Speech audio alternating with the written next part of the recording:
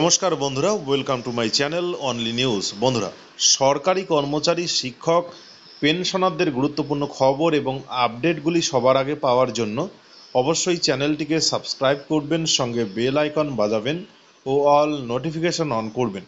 বন্ধুরা, জানুয়ারি 2025 থেকে আরও নতুন হারে ডিএ 15% ডিএ ঘোষণা হবে কি? পুজোর মধ্যেই ঘোষণা হতে পারে। আপনারা জানেন, লোকসভা নির্বাচন চলছে।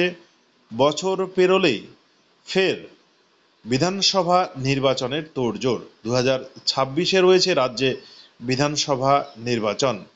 সেক্ষেত্রে বিধানসভা নির্বাচনের দিকে তাকিয়ে রাজ্যের শাসক দল, রাজ্য সরকার চাইবে যে রাজ্যের সরকারি কর্মচারীরা খুশি থাক।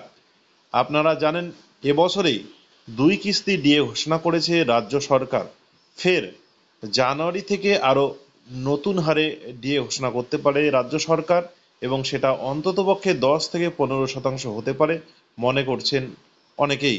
এদিকে সংগ্রামী যৌথ মঞ্চ দীর্ঘদিন ধরে ডিএর দাবিতে, কেন্দ্রীয় হারে ডিএর দাবিতে অবস্থান বিক্ষোভ চালিয়ে যাচ্ছে, অনশন আন্দোলন চালিয়ে যাচ্ছে, বিভিন্ন কর্মসূচি চালিয়ে যাচ্ছে।